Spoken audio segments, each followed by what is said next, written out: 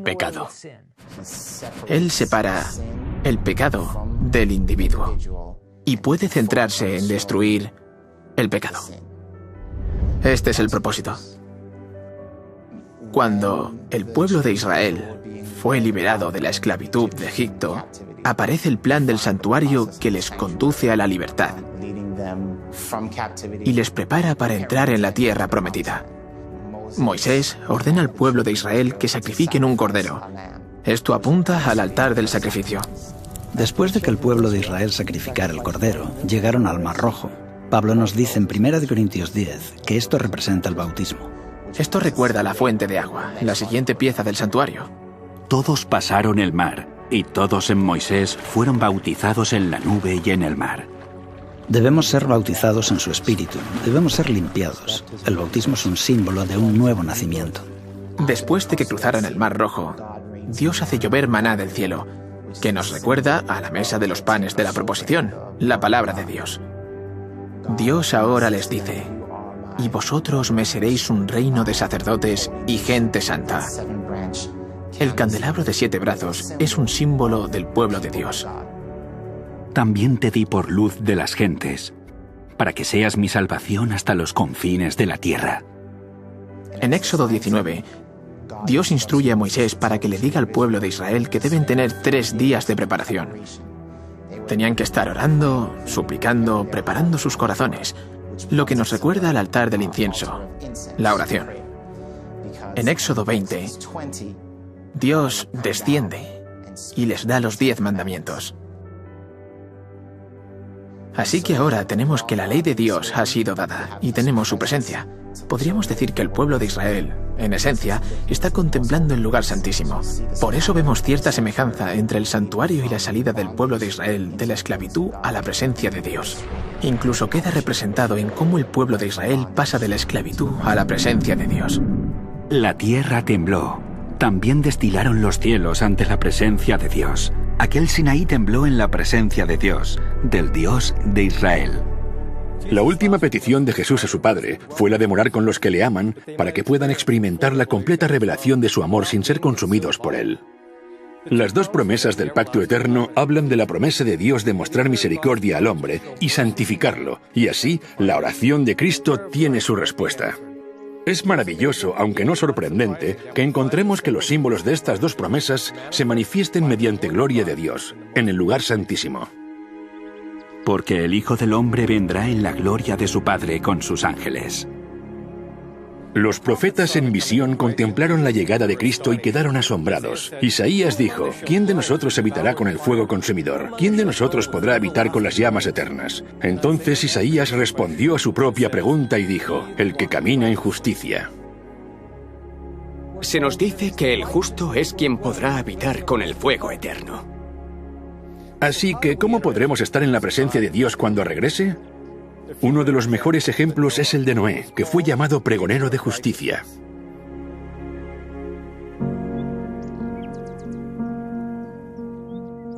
La idea de entrar en la presencia de Dios se encuentra en la historia de Noé, porque Noé y su familia entraron en la presencia de Dios cuando por fe entraron en el arca. Y el Señor dijo a Noé: ven tú y toda tu familia al arca. Cuando Dios dijo ven, era una invitación para que Noé fuera al mismo lugar donde Dios se encontraba. Según este versículo, Dios estaba en el arca.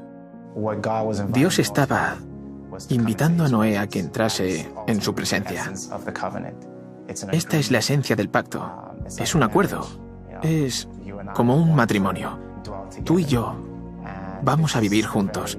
Y esto, en nuestros días, es lo mismo que el pacto. Es Dios queriendo que estemos en su presencia. La razón por la que Noé pudo entrar en la presencia de Dios aparece en el mismo versículo. Porque a ti he visto justo delante de mí en esta generación. Noé era justo, él construyó el arca. Antes no había conocido la lluvia, tuvo que actuar en base a su fe.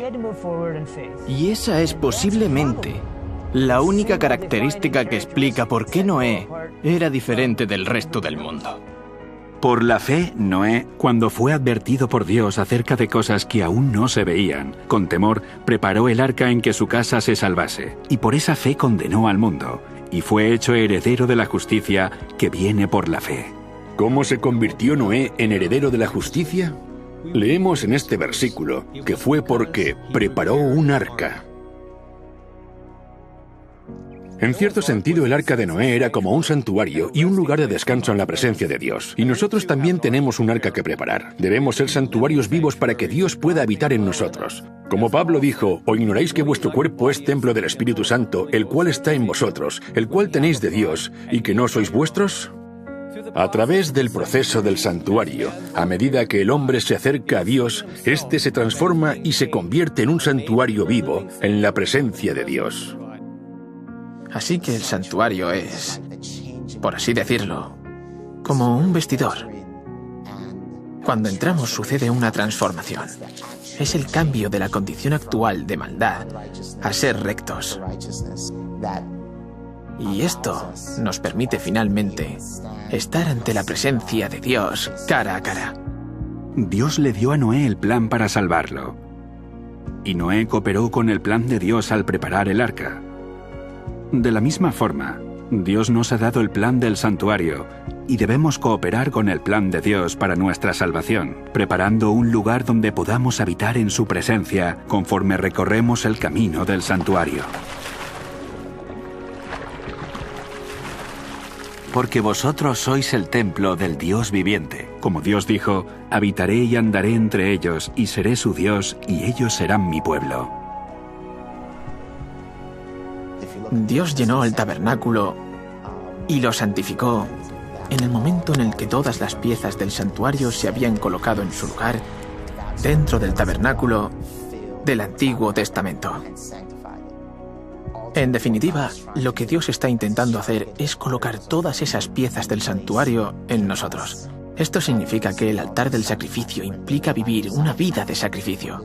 El lavacro significa tener una vida de pureza. También tener una vida basada en la palabra de Dios. Tener el candelabro de 7 brazos es dejar que nuestra luz brille. Estamos intercediendo, estamos orando, estamos en comunión con Dios y guardando su ley. Así que cuando Dios tenga un pueblo que tenga todas las piezas del santuario en orden y en funcionamiento, Jesús volverá a vivir dentro de esos santuarios, tanto en el sentido espiritual como en el sentido más literal. Su presencia nos santificará cuando seguimos su plan para nuestra santificación.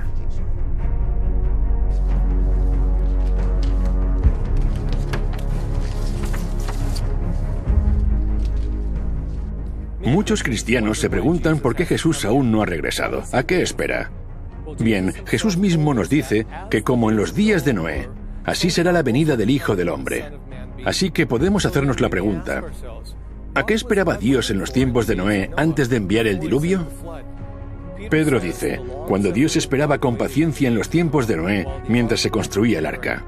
Dios esperó a que se construyera el arca para enviar el diluvio, y hoy Jesús espera por la misma razón.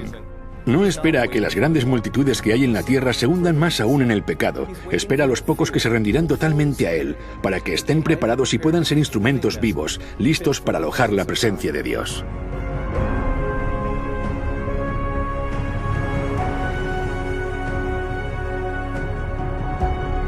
¡Necesitamos estar limpios! El mensaje del tercer ángel tiene el propósito de preparar un pueblo listo para estar delante de Dios. Es una advertencia sobre la adoración a la bestia y a su imagen, y sobre recibir su marca. Pero el propósito de este conflicto final es principalmente el de prepararnos, para que podamos estar en la presencia de los ángeles santos y en presencia del